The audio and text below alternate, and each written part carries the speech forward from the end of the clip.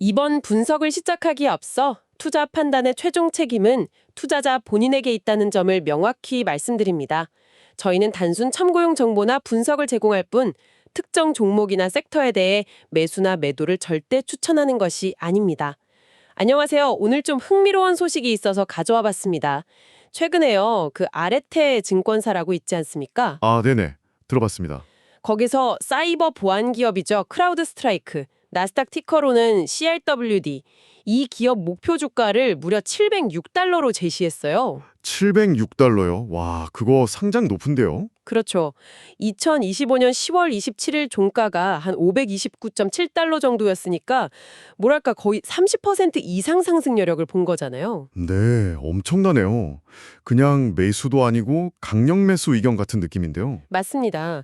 그래서 도대체 이 크라우드 스트라이크라는 기업에 어떤 특별한 잠재력이 있길래 이런 평가가 나왔을까? 이게 궁금해지더라고요. 저도 그 보고서 보고 좀 놀랐습니다. 오늘 그 부분을 좀 집중적으로 파헤쳐보면 좋겠네요. 네.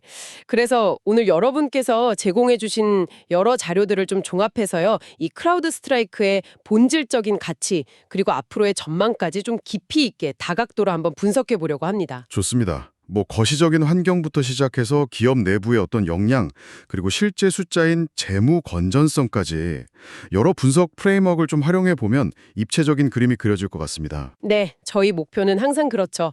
바쁘신 여러분께서 핵심 정보만 빠르게 그러면서도 깊이 있게 파악하실 수 있도록 맞춤 분석을 제공하는 것. 자, 그럼 바로 시작해 볼까요? 네, 좋습니다. 그럼 먼저 크라우드 스트라이크가 속한 이 사이버 보안 산업, 이 판 자체는 지금 어떤 상황인지부터 좀 짚어보죠. 자료들 보니까 뭐 디지털 전환이다, 클라우드다, 또 요즘 AI 확산이다 해서 네, 맞아요. 공격 표면, 그러니까 해커들이 공격할 수 있는 지점들이 엄청나게 넓어졌다고 하더라고요.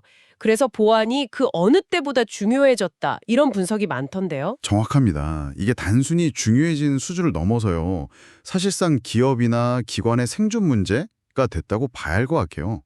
사이버 공격의 빈도도 엄청 늘었고요. 그 수법도 뭐랄까 훨씬 더 교묘하고 복잡해졌거든요. 그렇죠. 랜섬웨어 한 번 잘못 걸리면 정말 기업 전체가 마비될 수도 있고. 맞습니다. 뭐 국가 간의 사이버 전쟁 이야기도 나오잖아요.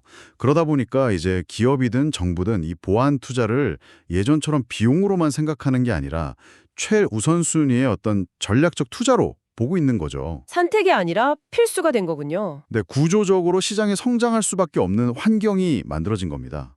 실제로 글로벌 산업 사이버 보안 시장만 봐도요.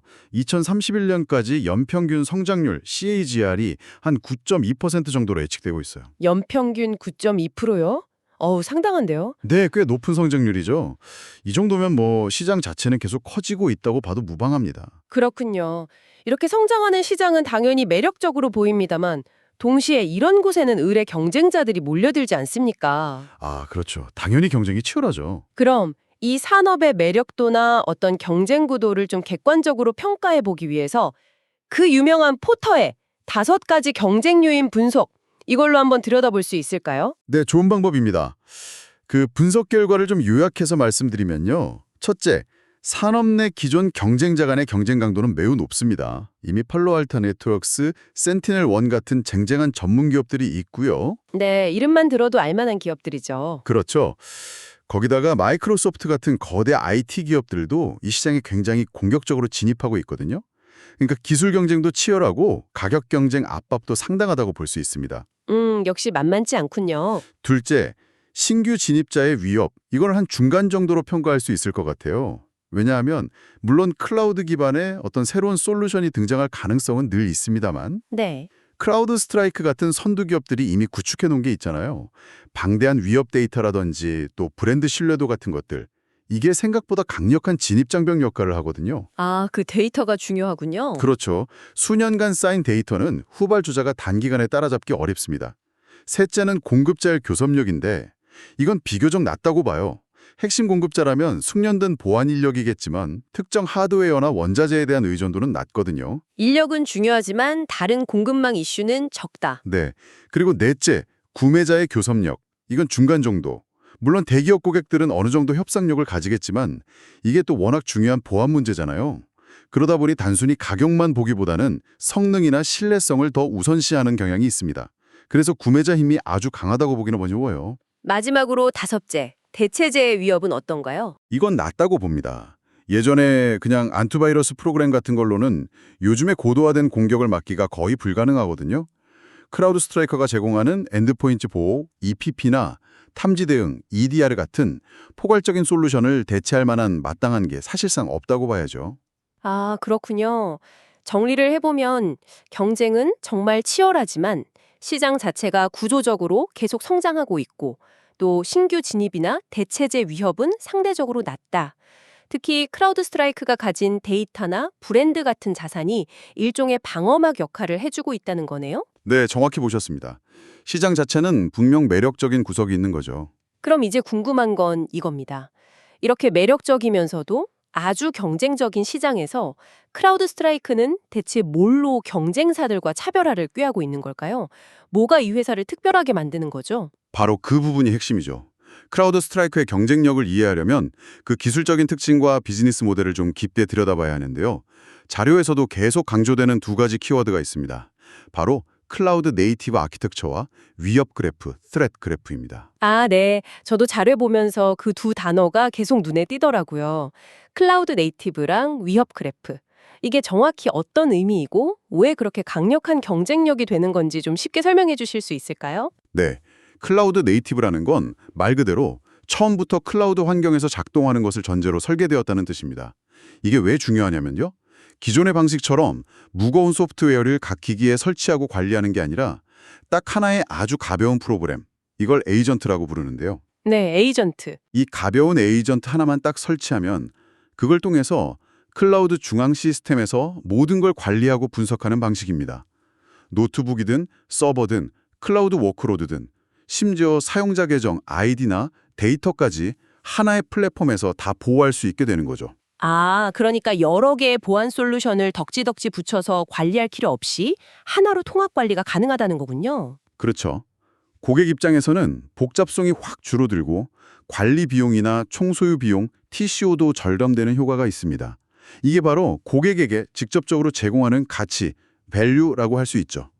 VRIO 프레임워크의 V에 해당하는 부분입니다. 네, 이해됩니다. 그럼 위협 그래프는 뭔가요? 이건 이름부터가 좀 강력해 보이는데요. 네, 위협 그래프, 스레트 그래프는 크라우드 스트라이크의 정말 독보적인, 뭐랄까 핵심 자산이라고 할 수 있습니다. 이건 전 세계에 퍼져 있는 그 수많은 에이전트들로부터 실시간으로 보안 관련 데이터를 엄청나게 빨아들이는 거예요. 실시간으로요? 얼마나 많이요? 자료에 따르면 매일 처리하는 보안 이벤트 수가 수조 개에 달한다고 합니다. 수조개요? 매일? 와, 상상도 안 되네요. 네, 그렇죠. 이 엄청난 양의 데이터를 실시간으로 수집하고 서로 연관성을 분석해서 위협을 탐지하고 예측하는 거대한 인공지능 두뇌라고 생각하시면 이해가 쉬울 것 같습니다. 이게 바로 VRIO의 R, 희소성, 레러티에 해당합니다. 다른 경쟁사들이 쉽게 따라할 수 없는 규모의 데이터거든요. 그러니까 전 세계에서 일어나는 온갖 종류의 사이버 위협 정보를 실시간으로 모아서 분석하는 거대한 정보망 같은 거군요. 맞습니다. 그리고 중요한 건 이 데이터가 많으면 많을수록 AI 모델의 학습 효과가 좋아져서 위협 탐지 정확도가 계속해서 더 높아진다는 겁니다. 일종의 선순환 구조가 만들어지는 거죠. 데이터가 쌓일수록 시스템이 더 똑똑해진다. 그렇죠. 그래서 경쟁사들이 비슷한 기술을 개발할 수는 있어도 크라우드 스트라이크가 수년간 축적해온 이 위협 그래프 데이터의 깊이와 넓이, 그리고 이걸 기반으로 고도화된 AI 알고리즘, 여기에 더해진 강력한 브랜드 평판까지 생각하면 단기간에 이걸 똑같이 모방하는 건 거의 불가능에 가깝습니다. 이게 바로 VRIO의 I, 모방 불가능성, 이니미타빌리티고 지속 가능한 경쟁 우위, 흔히 말하는 경제적 해자를 만드는 원천이 되는 겁니다. 와, 설명을 듣고 보니 정말 강력한데요. 단순히 기술 하나가 아니라 데이터와 AI가 결합해서 시간이 갈수록 더 강력해지는 시스템을 구축했다는 거네요. 네, 맞습니다. 경험이 쌓일수록 더 노련해지는 전문가처럼요. 그럼 이런 기술적, 데이터적 우위를 회사가 잘 활용하고 있나요? VRIO의 마지막 O, 조직 측면은 어떤가요? 네, 조직적으로도 이 강점을 잘 활용하고 있습니다. 대표적인 게 바로 구독 기반의 서비스형 소프트웨어, SaaS 모델이죠. 아, 구독 모델. 네, 이게 매달 또는 매년 꾸준히 반복적인 매출을 발생시키니까 회사 입장에선 현금 흐름 예측 가능성이 높아지고 안정적인 성장이 가능해집니다. 또 하나는 랜드 앤드 익스펜드 전략인데요. 랜드 앤드 익스펜드요? 네.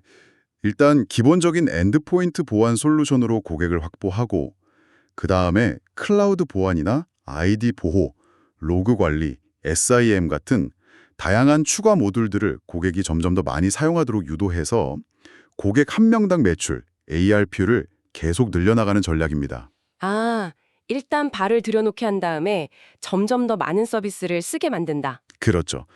실제로 크라우드 스트라이크 고객들이 평균적으로 사용하는 모듈 수가 계속 늘어나고 있거든요. 이게 성장을 가속화하는 중요한 동력입니다. 덕분에 2025 회계연도 1분기 기준으로 연간 반복 매출, ARR이 36억 5천만 달러를 기록했는데 전년 대비 무려 33%나 성장한 수치입니다. 회사의 조직적인 실행력이 뛰어나다는 걸 보여주는 거죠. 33% 성장이라 대단하네요. VRIO 프레임워크로 보니까 크라우드 스트라이크의 경쟁력이 확실히 입체적으로 이해가 됩니다.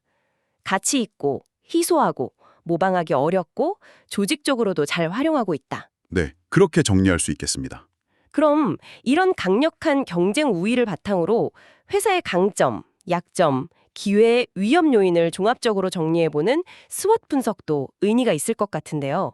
자료들을 바탕으로 좀 요약해 주실 수 있을까요? 네, 스왓 분석으로 보면요. 강점, 스트렝스는 방금 길게 말씀드렸던 부분들입니다. 선도적인 팔콘 플랫폼, 뛰어난 AI 기반 탐지 대응 능력, 그 핵심인 위협 그래프 데이터, 강력한 브랜드 인지도와 고객 칭송도, 그리고 견고한 사스 모델과 높은 성장률, 이런 것들이죠. 네, 강점은 확실히 많아 보이네요. 그럼 약점은 뭐가 있을까요? 약점으로는 역시 높은 밸류에이션 부담을 좀 꼽아야 할 것 같습니다. 주가가 경쟁사 대비 그리고 실적 대비로도 다소 높게 평가받고 있다는 지적이 있거든요. 그래서 시장 전체가 좀 흔들리거나 금리가 오르거나 하면 주가가 민감하게 반응할 수 있다는 점. 그리고 아직 일반 회계 기준, 즉 갭 기준으로 보면 분기별로 순손실을 기록할 때가 있다는 점도 약점으로 볼 수 있습니다. 아, 갭 기준으로는 아직 적자일 때도 있다고요? 네, 물론 주식 보상 비용 같은 비현금성 비용을 제외한 조정이익, 넌갭 기준으로는 꾸준히 흑자를 내고 있고 시장 예상치도 계속 상회하고는 있습니다만 어쨌든 회계 장부상으로 지속적인 흑자를 보여주는 것이 앞으로의 과제라고 할 수 있겠죠. 그렇군요. 밸류에이션 부담과 갭 기준 수익성 증명, 기억해 둬야겠네요. 그럼 기회, 오퍼튜니티즈 요인은 어떤 게 있을까요? 기회 요인은 상당히 많아 보입니다. 일단 요즘 가장 핫한 생성형 AI, 이게 확산되면서 AI를 이용한 공격도 늘겠지만 반대로 AI 시스템 자체를 보호해야 하는 새로운 보안 수요도 엄청나게 생겨날 거거든요. 이 시장에서 크라우드 스트라이크가 유리한 위치에 있다는 점. 네, AI 시대의 수혜주가 될 수 있다. 그렇죠. 그리고 기존의 엔드포인트 보안을 넘어서서 통합 보안 플랫폼 시장으로 확장할 기회가 많습니다. 클라우드 보안 CWPP, 아이디 보호는 이미 하고 있고 더 나아가서 로그 관리 SIEM나 확장 탐지 및 대응 XDR 같은 더 넓은 영역으로 플랫폼을 확장할 가능성이 크죠. 또 아직 상대적으로 침투율이 낮은 중소기업, SMB 시장 공략이나 글로벌 시장 확장, 파트너 생태계 강화 등도 중요한 기회 요인입니다. 새로운 시장과 영역으로 계속 뻗어나갈 기회가 많군요. 마지막으로 위협 요인은 뭘까요? 역시 경쟁사들인가요? 네, 그게 가장 크겠죠. 아까 말씀드린 팔로알토 네트워크스나 마이크로소프트 같은 거대 경쟁사들이 워낙 공격적으로 나오고 있어서 경쟁 심화는 계속 주시해야 할 위협입니다. 또 하나는 고질적인 문제인데 숙련된 사이버 보안 전문가 부족 현상도 있고요. 마지막으로는 거시경제 상황인데 만약 경기 침체가 와서 기업들이 IT 예산을 줄이게 된다면 보안 투자도 일부 영향을 받을 가능성은 배제할 수 없겠죠. 알겠습니다. 스왓 분석까지 해보니까 전체적인 그림이 더 명확해지는 것 같습니다. 압도적인 기술력과 성장 기회가 있지만 높은 시장 기대치와 강력한 경쟁자들이라는 부담도 동시에 안고 있는 상황이네요. 네, 맞습니다. 빛과 그림자가 공존한다고 볼 수 있죠. 자, 그럼 이제 이 기술력과 시장에서의 지위가 실제 숫자로 어떻게 나타나고 있는지 재무 상태를 좀 자세히 들여다볼 시간입니다. 숫자는 거짓말을 안 하니까요. 아까 잠깐 언급됐지만 가장 최근 분기 실적 발표를 보면 매출이 11억 7천만 달러, 전년 동기 대비 21.4% 증가해서 시장 예상치를 뛰어넘었다고요. 네, 그렇습니다. 재무적으로도 상당히 인상적인 성과를 보여주고 있는데요. 몇 가지 핵심 지표를 중심으로 그 의미를 좀 짚어보겠습니다. 첫째는 역시 성장성입니다. 방금 말씀하신 분기 매출 성장률도 물론 중요하지만 특히 사스 기업에서는 연간 반복 매출, ARR, Annual Recurring Revenue를 중요하게 보거든요. 네, ARR, 구독 매출이죠. 네, 이 ARR이 꾸준히 20% 이상 성장해왔고 가장 최근 분기에는 무려 33% 성장하면서 36억 5천만 달러를 돌파했습니다. 이게 정말 대단한 건데요. 심지어 회사가 장기 목표로 2031년까지 ARR 100억 달러를 달성하겠다고 제시했어요. 100억 달러요? 2031년까지? 와, 지금의 거의 3배 수준인데요. 네, 회사의 성장 전략과 미래에 대한 엄청난 자신감을 보여주는 목표치라고 할 수 있습니다. 둘째는 수익성 측면입니다. 아까 약점에서 갭 기준 손실 가능성을 언급했지만 이건 좀 더 자세히 볼 필요가 있는데요. 네, 그 조정 이익은 괜찮다고 하셨죠. 맞습니다. 주식 규전 보상 비용, 스톡 베이스 컴펜세이션 같은 현금 유출이 없는 비용들을 제외한 비일반 회계 기준, 나은갭 주당 순이익 EPS는 꾸준히 그리고 아주 큰 폭으로 시장 예상치를 상회하고 있습니다. 이건 핵심 사업 자체의 수익성은 계속해서 견조하게 개선되고 있다는 강력한 신호로 해석할 수 있습니다. 그러니까 회계적인 기준으로는 아직 변동성이 있지만 실제 사업을 통해서 돈을 버는 능력 자체는 계속 좋아지고 있다. 이렇게 보면 될까요? 네, 정확합니다. 물론 장기적으로는 갭 기준 흑자 안정화도 중요하겠지만요. 성장성도 대단하고 수익성도 개선되고 있다는 건 알겠습니다. 근데 사실 제가 개인적으로 기업 분석할 때 가장 중요하게 보는 것 중 하나가 현금 흐름이거든요. 아무리 장부상 이익이 좋아도 실제 회사에 돈이 돌지 않으면 의미가 없잖아요. 아, 정말 중요한 포인트를 짚어주셨습니다. 그리고 바로 그 현금 흐름이야말로 크라우드 스트라이크의 가장 강력한 재무적 강점 중 하나라고 할 수 있습니다. 그런가요? 네, 특히 영업활동을 통해 벌어들인 현금에서 설비 투자 등 자본적 지출, 캐펙스를 제외하고 남는 돈, 즉 기업이 진짜 자유롭게 쓸 수 있는 현금을 의미하는 잉여 현금 흐름, FCF, 프리 캐시 플로우 창출 능력이 정말 뛰어납니다. 잉여 현금 흐름 FCF요. 구체적으로 어느 정도 수준인가요? 잉여 현금 흐름이 무려 3억 2,200만 달러를 기록했습니다. 그런데 이게 더 놀라운 건 같은 기간 매출액 대비 비율로 보면 35%에 달한다는 거예요. 매출의 35%가 고스란히 잉여 현금으로 남는다고요? 와, 이건 정말 대단한 수치인데요.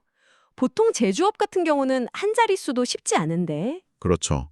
소프트웨어 기업, 특히 잘 나가는 사스 기업들의 특징이기도 하지만 35%는 그중에서도 아주 높은 수준입니다. 이렇게 벌어들인 풍부한 현금은 빚을 갚는 데 쓸 수도 있고 주주에게 돌려줄 수도 있고 아니면 미래 성장을 위한 연구개발이나 인수합병에 재투자할 수도 있는 강력한 실탄이 되는 거죠. 현금 창출 능력이 뛰어나다는 건 그만큼 사업 모델이 효율적이고 안정적이라는 뜻이겠네요. 맞습니다. 마지막으로 안정성 측면을 보면요. 2025년 7월 기준으로 회사가 보유한 현금 및 단기 투자 자산이 49억 7천만 달러, 거의 50억 달러에 육박합니다.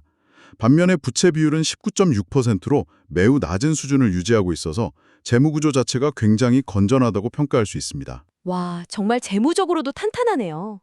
정리해보면 폭발적인 성장세, 비록 넌갭 기준이지만 꾸준히 개선되는 수익성, 그리고 무엇보다도 업계 최고 수준의 압도적인 현금 창출 능력과 재무 안정성까지 갖췄다.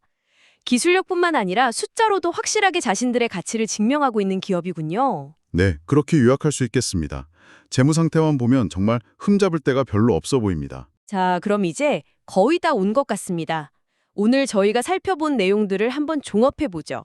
먼저 사이버 보안 시장 자체가 구조적으로 성장하는 매력적인 환경이고 그 안에서 크라우드 스트라이크는 클라우드 네이티브와 위협 그래프라는 독보적인 기술력과 데이터 해자를 구축했고 이걸 바탕으로 세스 모델과 랜드 앤 익스펜드 전략을 통해 가파르게 성장하고 있으며 재무적으로도 엄청난 현금을 벌어들이면서 안정적인 구조를 갖췄다. 네, 전반적인 분석 결과를 잘 요약해 주셨네요. 그렇다면 처음에 저희가 질문을 던졌던 아리에테 증권사가 제시한 목표 주가 706달러, 이게 과연 합리적인 평가일 수 있을까요?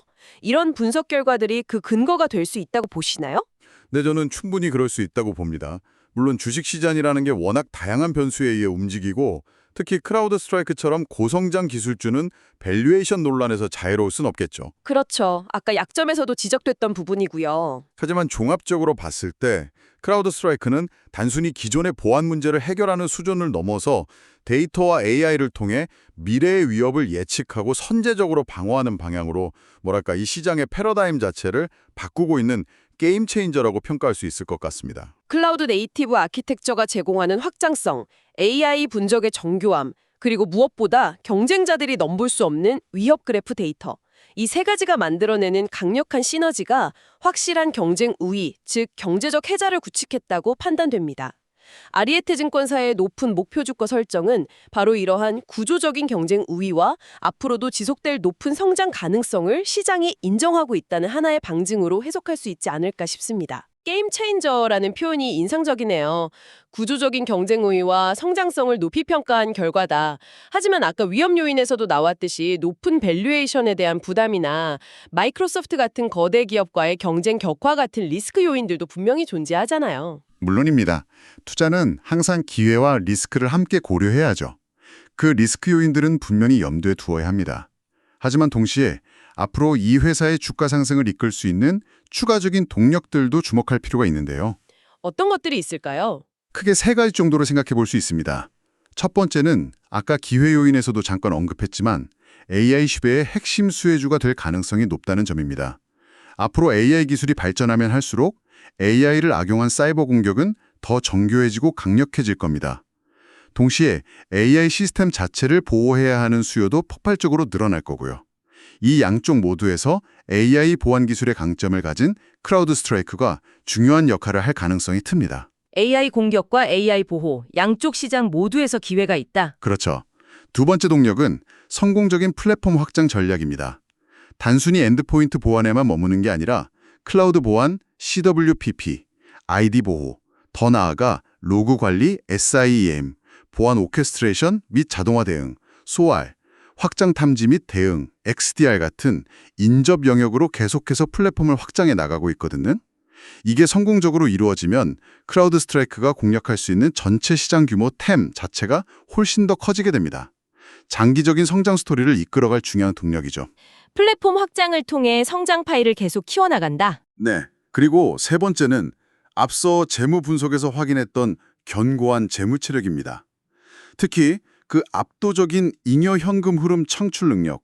이게 왜 중요하냐면 외부 자금 조달에 의존하지 않고도 자체적으로 연구 개발, R&D에 공격적으로 투자하거나 필요할 때 좋은 기술을 가진 회사를 인수합병, M&A를 할 수 있는 여력을 제공해 주거든요. 또한 혹시 모를 경기 침체나 시장 변동성에도 훨씬 잘 버틸 수 있는 방어력을 제공해 주고요. AI 수혜, 플랫폼 확장, 탄탄한 재무, 이 세 가지가 앞으로의 성장을 이끌 핵심 동력이 될 수 있겠군요. 네, 그렇게 보고 있습니다. 그렇군요. 오늘 분석을 종합해보면 크라우드 스트라이크는 거시적인 산업 트렌드에 잘 부합하고 차별화된 기술력과 데이터라는 강력한 혜자를 가졌으며 비즈니스 모델도 견고하고 재무적으로도 매우 뛰어난 성과를 보여주는 여러모로 잘 짜여진 기업이라는 인상을 받습니다. 물론 단기적인 주가 변동성이나 경쟁 심화 같은 리스크는 늘 존재하겠지만 장기적인 관점에서 봤을 때는 사이버 보안 시장의 패러다임을 주도하면서 지속적으로 성장할 잠재력이 상당히 커 보인다는 분석이네요. 청취자 당신께서는 이 분석 결과들을 어떻게 받아들이셨나요? 한번 각자의 투자 관점에서 고민해 보시면 좋을 것 같습니다. 마지막으로 제가 꼭 강조하고 싶은 점은요. 크라우드 스트라이크의 핵심 경쟁력은 결국 그 방대한 데이터 속에서 의미 있는 정보, 즉 인텔리전스를 뽑아내는 능력에 있다는 것입니다. 단순히 보안 솔루션을 판매하는 회사를 넘어서서 데이터와 AI를 기반으로 미래의 디지털 리스크를 예측하고 관리하는 일종의 리스크 인텔리전스 기업으로 봐야 하지 않을까 하는 생각입니다.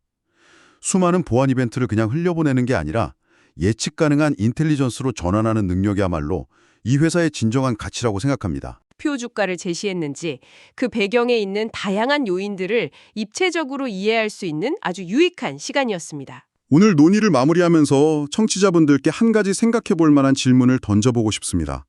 앞으로 AI가 우리 사회와 산업 전반에 훨씬 더 깊숙이 통합될 텐데요. 그런 미래에는 크라우드 스트라이크의 그 위협 그래프라는 것이 단순히 전통적인 의미의 사이버 위협을 탐지하는 것을 넘어서서 과연 어떤 역할까지 할 수 있게 될까요? 어쩌면 우리가 상상하는 것보다 훨씬 더 광범위한 종류의 디지털 리스크를 이해하고 예측하고 관리하는 핵심적인 두뇌, 그런 엔진으로 진화할 수도 있지 않을까요? 앞으로 크라우드 스트라이크가 이 질문에 대해 어떤 답을 보여줄지 지켜보는 것도 굉장히 흥미로운 관전 포인트가 될 것 같습니다. 네, 정말 흥미로운 질문이네요. 미래를 상상해보게 만듭니다. 다시 한번 말씀드리지만 투자 판단의 최종 책임은 투자자 본인에게 있다는 점을 명확히 말씀드립니다. 저희는 단순 참고용 정보나 분석을 제공할 뿐 특정 종목이나 섹터에 대해 매수나 매도를 절대 추천하는 것이 아닙니다. 항상 여러분의 성공 투자를 기원합니다. 내용이 좋으셨다면 구독, 좋아요 부탁합니다.